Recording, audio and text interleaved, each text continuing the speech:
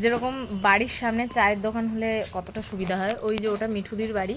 তা আমরা গেছিলাম দোকানে এই টুকটাক খাবার দাবার আনতে। এখানে চায়ের দোকান যেহেতু চা খেতে দাঁড়িয়ে পড়েছি, দুধ চা উনি বানাচ্ছেন। এই যে আমি বানাচ্ছি না, উনি বানাচ্ছেন না, ওই যে কাকিমা বানাচ্ছেন। তা আমরা চা খেয়ে 2 পা হাঁটলেই বাড়ি ঢুকে যাবো। তো এরকম চায়ের দোকান যদি সামনে হয়, যারা টি লেভার আমাদের মতো, আমাদের খুব সুবিধা হয়।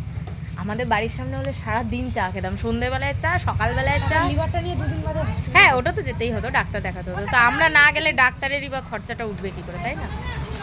তো ওই জন্যই বললাম যে এরকম চায়ের দোকান হলে খুব সুবিধা, উনি চা করুক, আমরা কিছুক্ষণ বসি, তারপর চা খেয়ে বাড়ি যাবো। এখন বাজে বেলা 1:30। 1টা বেজে গেছে? হ্যাঁ, 1টা কত বাজে? 1টা বাজে? হ্যাঁ, 1টা কত বাজে? এখন চা খাচ্ছি। ও জানেই না এদিকে চা খেতে এসেছে। আমি 12টা। ও মন্দাকিনী বসে পড়েছে, চা আমাদের চলে এসেছে 1:30টার সময়। এখন চা বিস্কুট খেয়ে এদিকে বাড়িতে রান্না হচ্ছে কিন্তু মাংস। দিদি বলছে মাংস পুড়ে না যায়, মিঠুদিকে বসিয়ে রাখা হয়েছে। তাই এই যে চা বিস্কুট খেয়ে যাই বাড়ি। এখন বাজে দুপুরবেলা, বারবার বললাম আবার দেখা হবে রাতের বেলা। গুড নাইট, গুড আফটারনুনে গুড নাইট হয়ে গেছে।